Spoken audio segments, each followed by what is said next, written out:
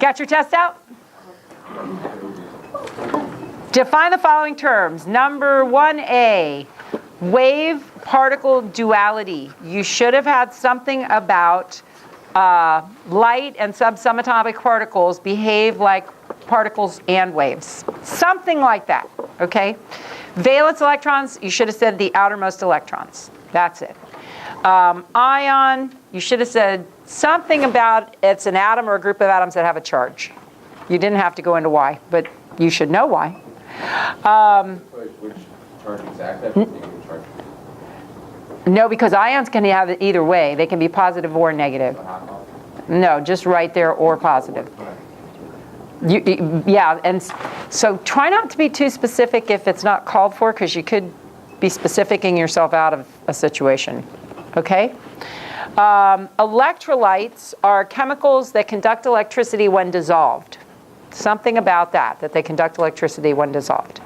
Number 2, in the quantum mechanical model of the atom, are electrons analyzed as particles or waves? You tell me. Waves, very good. That was the key, wasn't it, that Aaron Schrodinger was able to apply the wave behavior and figure out a lot of things. Number 3, which of the following is an example of an s orbital? What'd you put for that? A, very good, because remember the s orbital is spherical.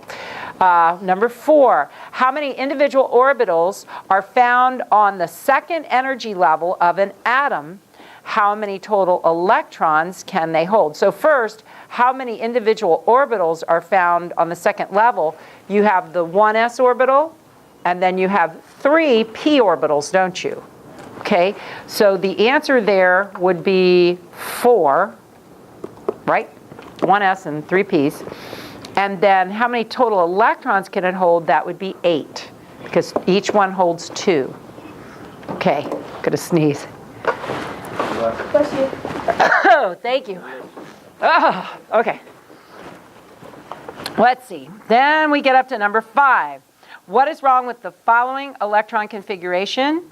And if you go to the 3s, it should have 2, and instead it has 1 electron, and then goes on to the 3p, and you can't do that. Remember, Aufbau's law that you fill the lower ones and completely before you go to the upper ones. And I want you to know, until this book, I don't think I've ever heard the name of that law before. They just told us to fill the lower ones before we got to the upper ones. Being a PhD in chemistry, though, Jay Wiles knows all the guys' names, and so he names them. Number 6, what is the full ground state electron configuration for selenium? Please watch while I say this, so look at your work. 1s2, 2s2, 2p6, 3s2, 3p6, 4s2, 3d10, 4p4. Okay? Number 7, what is the abbreviated ground state electron configuration for gallium? You should have had Ar, which is argon, in brackets, and then 4s2, 3d10, 4p1. Do you have a question? Yes. Problem before. What if I just got one of the numbers wrong on one of the? On which one? The last one for 4p. What'd you do? I had 4p6 instead of 4p4. Hang on. Let me see. I think. What was 6? What were we supposed to look for 6 again? I don't have it. You don't have 6 at all? No, I have it, but I don't have paper. I forget which one we were looking for. The ground state electron configuration. On number 6, it was selenium, SE. Each question is worth 4 points. That one's worth 4 points, so you're just going to have to take off 4 points. Did you not answer that one? No, I found GA instead of SE. GA is number 7. Yeah, I did the wrong one. Yeah. What'd you do for number 7? Same thing. Only you did the abbreviated. Yeah. Okay. I found the wrong one. I got you. All right, well, each one's worth 4 points. Okay. But if you want to go home and do that one after, because you did the wrong one. So you could do it over again. Do it right, though. Okay? Okay. I just got one wrong. I know, but That's one of those, when we go to balance equations, if you get one part wrong, it's not balanced, so it's wrong. You know what I'm saying? So just go home and redo that one, okay? All right, number 8, 2 waves. I assume you know how to do it, right, Maddie? Okay, then I would just go home and do it. 2 waves overlap as shown below. What kind of interference results? What did you say? Destructive, thank you. Number 9, in a dark and sinister lab, the element Gallium is discovered. He's funny. Its Lewis structure is given below. If it is from the A groups, which one is it in? What'd you put? 4A, very good. Number 10, give the Lewis structure of the ion formed by phosphorus when it is in an ionic compound. Now, I don't have the chart up here, but phosphorus is in group 5A, and therefore it will gain 3 electrons, won't it? Remember I said it's a non-metal, so it would be 5 minus 8, which would give you a negative 3. So you should have written phosphorus, and you should have given it 8 electrons and then a negative 3 charge. So that would have been what they were looking for that one. All right, and you're going to have to continue to use those throughout. Number 11, which of the following elements should have very similar chemical behaviors? The answer would be A and D, because they are both in group 5A. And remember, if they're in the same group, they have the same number of valence electrons, therefore they have similar chemistries.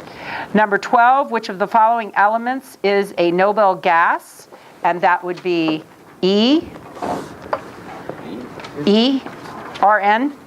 I put the chemical that it was, not the number that it was. You put Rn? So like for 11, I put P and N. That's fine.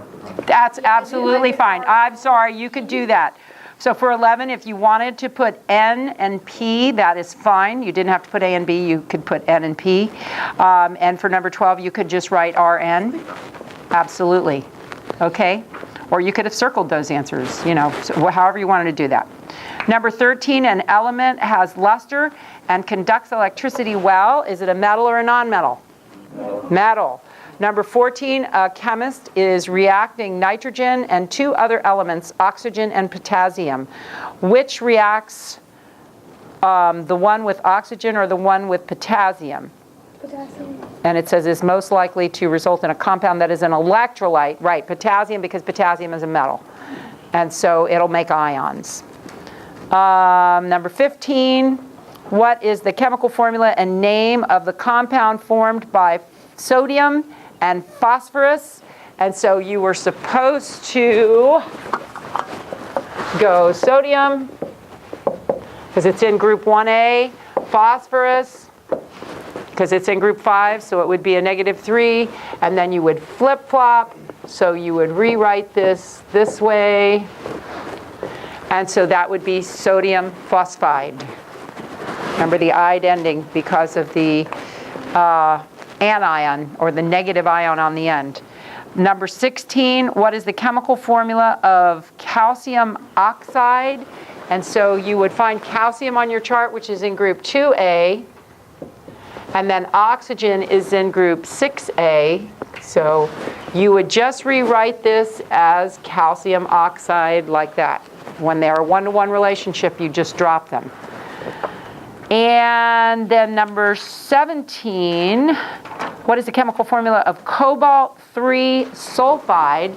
So cobalt, and it, God bless you, told us Roman numeral 3, sulfide is a negative 2, so you would flip-flop these charges. So you would go like this, and that would be cobalt 3 sulfide. Remember, what you're doing there is balancing the charge so that the overall molecule does not have a charge. It's just a neat trick that you can just flip-flop them like that. But that's what you're actually doing. Number 18, a chemist examines an ionic compound that contains magnesium and 1 other element.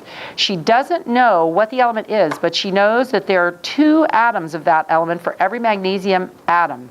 To which group does the unknown element belong? You tell me. 7A. 7A. It would have to be 7A, because that's the ones that take 1. And magnesium has 2 to give, so it would have to be someone from 7A, to, 2 from 7A to take them. All right, each answer on the test is worth 4 points apiece.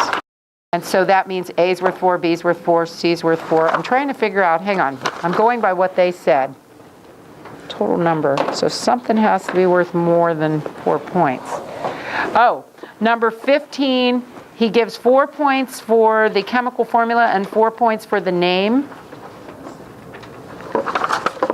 Oh, number 1, each one is worth 4 points. Number 4, there are 2 answers there. Each answer is worth 4 points. Wow. Okay, so that's how it's yes? Remember 15, if I said sodium phosphoride instead of sodium phosphoride? It's fine, it's not a spelling test. Yes, praise God, huh?